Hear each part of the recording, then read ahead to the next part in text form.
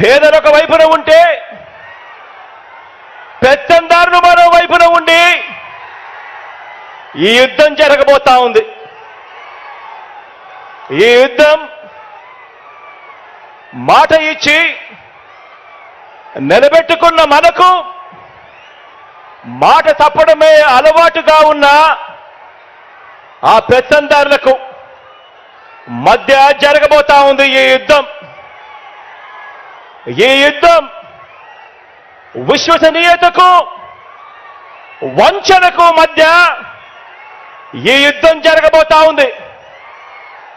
ఇలాంటి ఈ యుద్ధంలో పేదవాడి భవిష్యత్ కొరకు, పేదవాడి తరపున నిలబడడానికి మీరంతా కూడా సిద్ధమేనా?